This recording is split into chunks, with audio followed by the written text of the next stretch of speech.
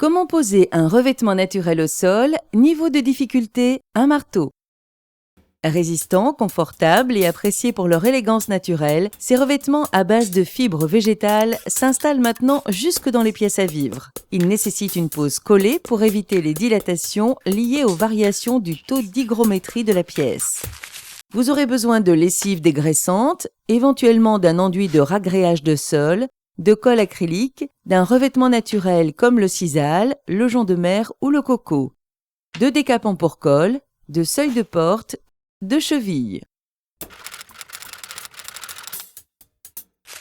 Munissez-vous d'un aspirateur, d'une paire de ciseaux, d'un cutter, d'une règle métallique, d'une spatule crantée avec dents en V, d'une spatule à maroufler, d'un maillet en caoutchouc, d'un araseur, d'une éponge et d'un seau.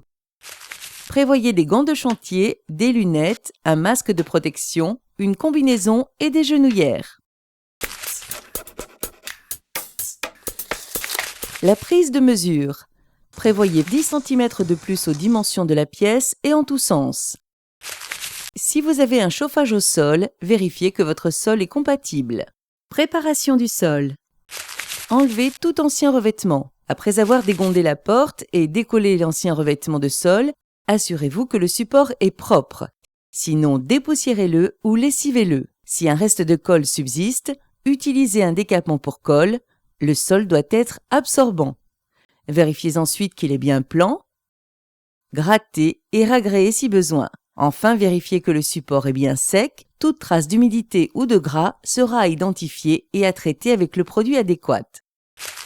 Même si les coupes sont réalisées avec précision, il est toujours plus esthétique de démonter préalablement les plinthes pour les refixer en fin de chantier. Ainsi, la lisière du revêtement disparaît sous la plinthe.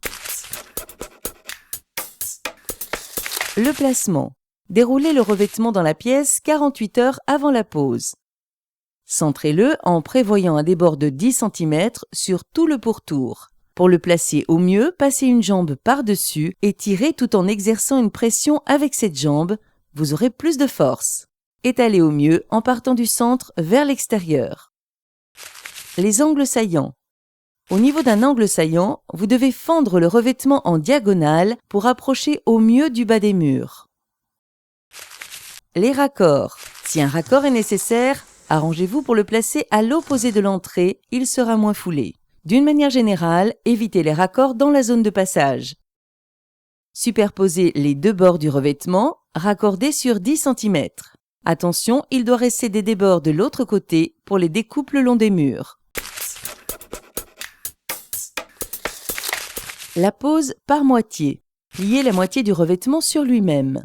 Encollez le sol dégagé à la spatule crantée avec dents en V, en laissant une bande non encollée de 20 cm de large en périphérie.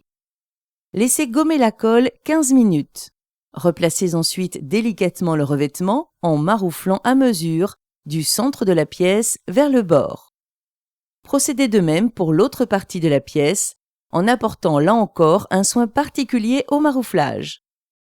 Près des murs. À ce stade, le revêtement étant en grande partie collé, les variations dimensionnelles sont infimes et l'on va pouvoir s'occuper des coupes. Procédez aux découpes le long des murs à l'aide d'un araseur. Dans les angles, relevez le coin et rabattez-le vers vous. Sur un support de type planche de bois, procédez à la découpe de l'angle à l'aide d'un cutter en prolongeant simplement les coupes. Le raccordelé. Les deux épaisseurs de revêtement sont tranchées ensemble au cutter adossé à une règle métallique.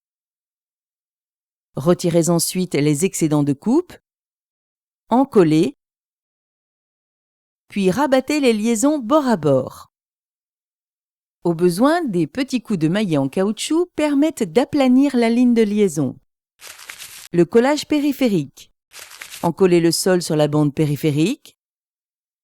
Laissez gommer, puis replacez le revêtement en le marouflant.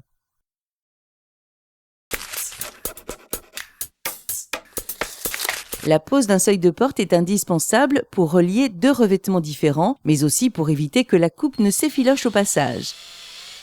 Le seuil doit être posé de telle manière afin que la vis ne traverse pas le revêtement lors du vissage.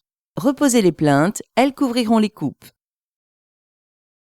Patientez 24 heures avant de replacer les meubles et de profiter de votre nouveau décor. Une question, un doute, un conseil? Contactez le 0810 634 634.